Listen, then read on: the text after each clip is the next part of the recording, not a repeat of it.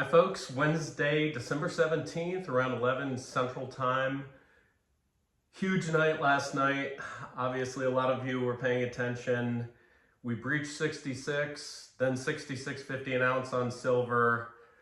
I was on the line with Aaron from Texas Silver and we were just hooting and hollering, and every green candle that I saw on TradingView here, it was like your team scoring a touchdown in the Super Bowl. It was just incredible feeling.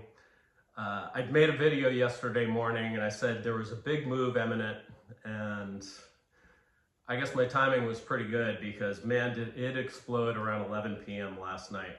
I was so excited last night I couldn't even go to sleep. So operating on a few hours sleep, got a big workout coming up here in a little while. But kind of still running on that adrenaline. In fact, we just hit a new high of 66, 56, 57, we'll call it. Incredible strength. They just cannot bust this down.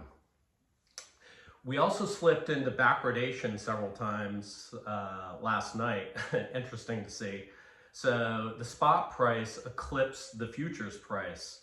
Contango premium erased. People want physical silver. Countries want physical silver.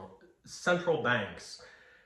And what's happening right now is there's a rumor that a major bank short was caught in a margin call last night. So heavily short, they got called on it because this price started to erupt, and then they had to cover that short, which just sent it higher. Now, I don't know which bank it was, but I don't know if you're aware of this or not, but Bank America is short $45 billion worth of silver with these paper shorts. Bank America is ridiculous. I mean, they almost went out of business in 2008. I remember when their share was $4 a share or something. They got bailed out by the government, by us taxpayers, our money. And so what did they do? They came back and used that money to become a silver short. Totally ridiculous. I'm sitting here with 3 Bank America accounts too. They're the bane of my existence. To use their app and their sites, I want to pull my hair out. I think I'm going to have to switch banks here, especially if they're $45 billion short silver. Who knows? They could be out of business. Now, you have the Fed using the repo injection. Monday, they injected another $19 billion in the overnight repo. And that basically is a bank bailout. These banks lack liquidity. They operate on the fractional reserve system, so they're loaning out money 10x to what they have in their reserves. So who knows, you know, maybe Bank of America got caught with their pants down, or Scotiabank, or Citi, or one of these other banks. Now, supposedly a lot of these domestic banks like JP Morgan have switched long, but I've heard that as many as 12 foreign banks are still short silver. So, hey, good luck to you European bankers. Now, we've got the Fed repo actions. We also have this impending war with Venezuela. And now the Japanese carry trade is unwinding. They're going to crank 75 basis points on Friday.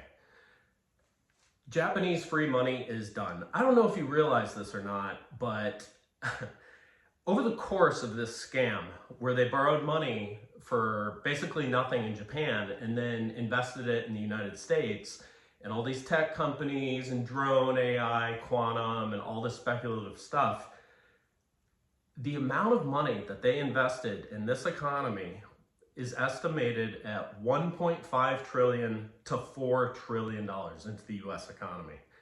$1 trillion in 2024 alone. That's done. I don't know where all this speculative money is going to come from to invest in these drone stocks and quantum, and you've got companies like IMQ and Rigetti. Their headquarters are in like strip malls and they're valued at $6, $8, $10 billion. There is some sort of bubble that is going to burst here at some point. Mark my words. We'll get into this a little bit. I'm going to talk about the Shiller PE ratio here in a second. But yeah. So silver last night, I'm watching the silver charts. Now I use TradingView. I highly recommend it. You're going to get your free charting and all that stuff if you have Webull or TD Ameritrade or, Thinkorswim, Charles Schwab, Fidelity, etc., E-Trade. TradingView is the best of the best. I have it on my phone, I have it on tablet, I have it on the laptop. They all integrate, and so you set your triggers, and when I do my charting, like, you know, silver is busting out of a bull flag right now. Here we go, 66.50, and we're going up, green candles. I have my trigger set, and I know exactly when that trigger is hit, and I know when to enter, when to exit trades, you know, especially when I'm trading equities like the miners, the ETFs, stuff like that. My physical silver, that's locked away, or it's on the desk here. So highly recommend TradingView. But I start getting all these triggers and these alerts for gold follows silver, then platinum, then palladium. Platinum we talked about a few days ago. I think it was at 1760, 1780.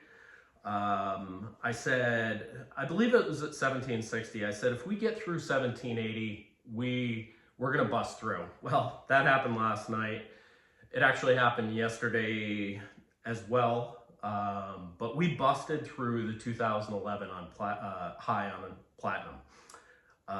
We busted through 1912. Now, next up are the 2008 highs on platinum, which is 2,221, and then the all-time high, 2,299. The other interesting thing, and you kind of want to pay attention to this ratio, we'll talk about ratios in a second, the platinum to gold ratio.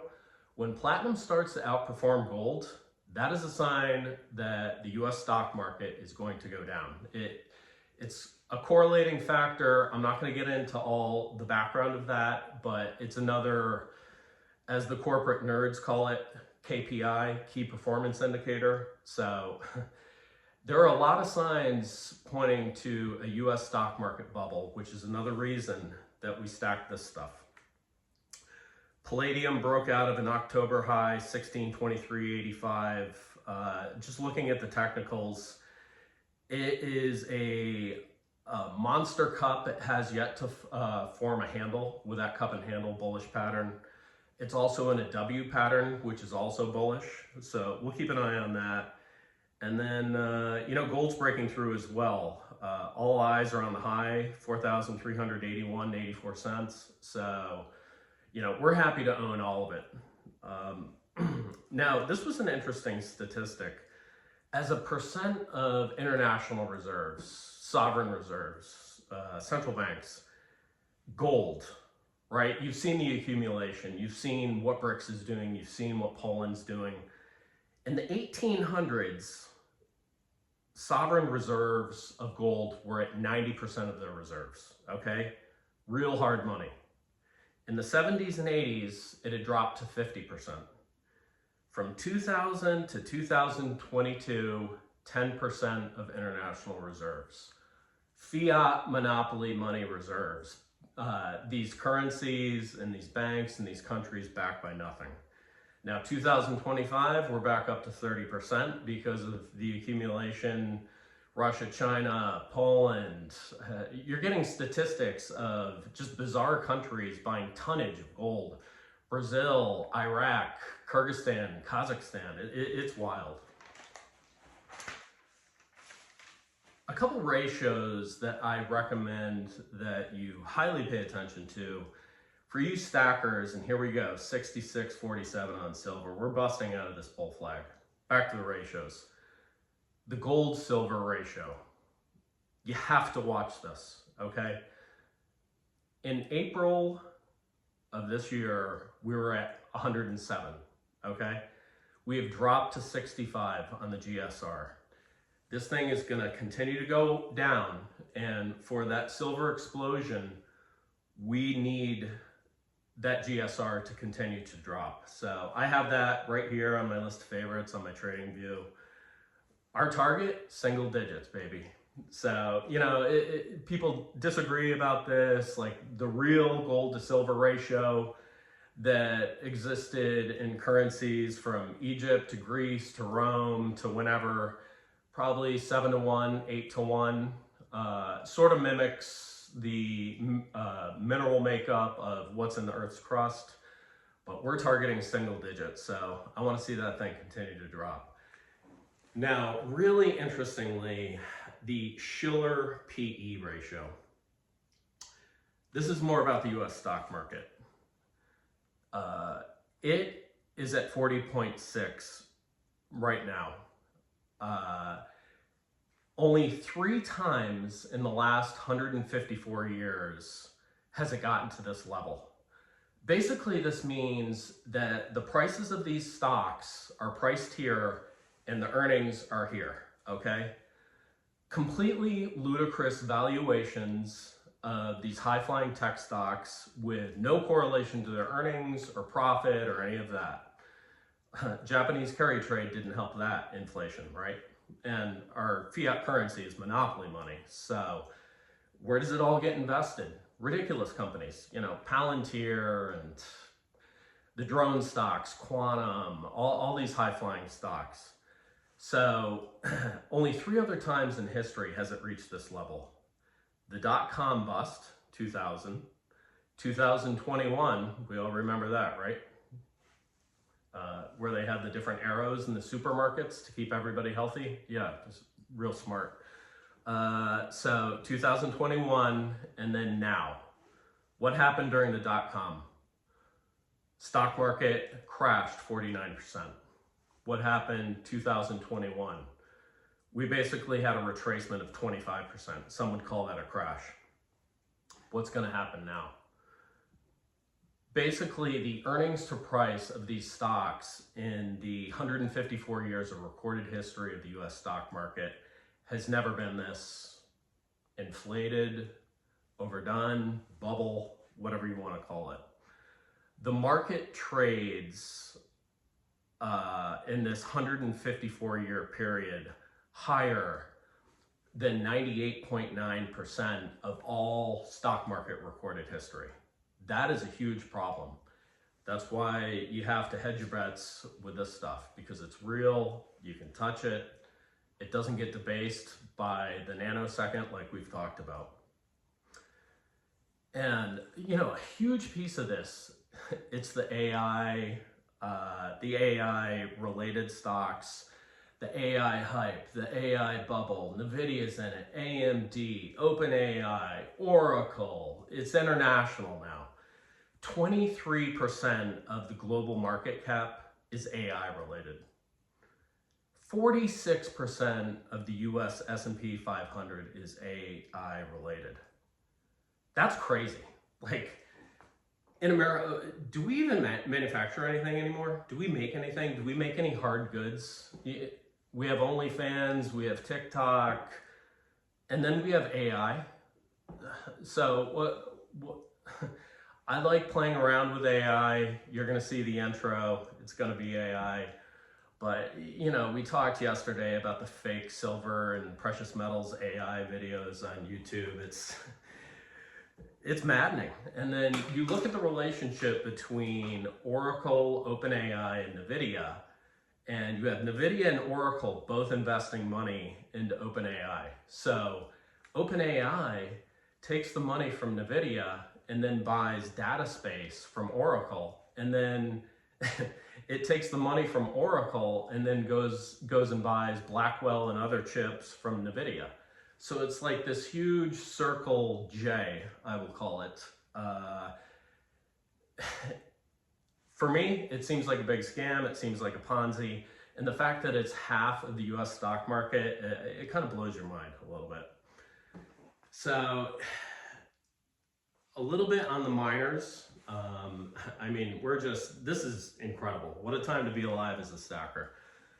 A couple miners that I really like, and again, this is not financial advice, but miners have been lagging. Miners always lag the precious metal moves, and then there's a rubber band effect, and then the miners are going to go up.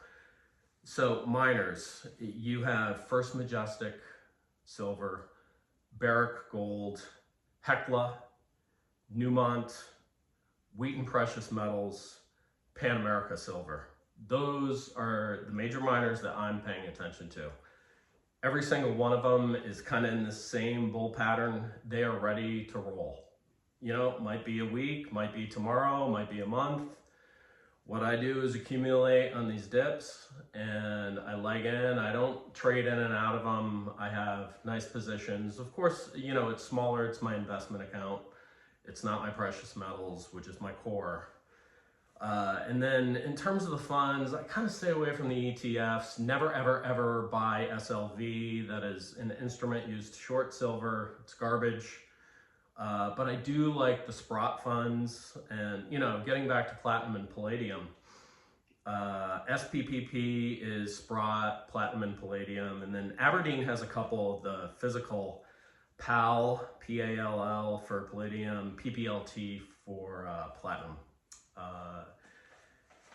So, you know, that's about it for some of the updates. Man, did you see the nuclear physicist that was assassinated in Boston yesterday or the day before? This guy was like one of the foremost plasma and fusion experts on Earth, okay? And he was shot to death in his Brookline home in Boston, MIT scientist. Now, I lived in Boston for a while. Brookline, you don't get like robbed or shot in Brookline. You know, there's like a $5 million house here and then $10 million house here. And like, it is legitimately the wealthiest part of Boston. Something weird is going on. This guy was taken out. You know, we've talked about the need for power with data AI centers. China's building 40 nuclear power plants. What's going on in America? Oh, our nuclear physicists are being assassinated. So I don't know what the heck's going on. I'm tracking this. These are all allegations, but, you know, let's continue to watch this. Now, if you've made it this far, you stackers, and I know everybody's excited, but the fact that you're even listening to this and you're tracking this and you're curious about all these different metrics and the investing and the physical, the macroeconomics, the international politics, you are in the 99th percentile. Give yourself some credit. You are the 1%. You are the elite, the enlightened. The majority of the Western world has no idea what's going on with physical precious metals. This is not even covered on CNBC or any of the financial news shows, whatever. They want nothing to do with this. They want to keep pumping the AI, the chip stocks, like all this stuff. So, you know, give yourselves a lot of credit. It's, you know, I gotta run down the street here to get my workout in with my neighbors. And I have some fantastic neighbors, and working out in a group is so much fun. But here's my neighbors, right? So one's a civil engineer, one's a physician. The lady that works out with us, she's the CEO of a pet food company, and she is a badass. She pushes as much weight on the prowler as any of us guys. And then my other buddy is a mortgage broker and a pastor. These are all really accomplished, smart, great at business, you know, just really sharp people. So I queried them. I asked, you know, do you own any physical silver or gold? Each one of them said no, nothing. So if you own physical silver or gold, you legitimately are in the 1%. You are awake. So keep educating yourself. Pay attention to these markets. I really appreciate you tuning in. Like, subscribe, share, Full Bore Silver, and we'll talk to you soon. Take care.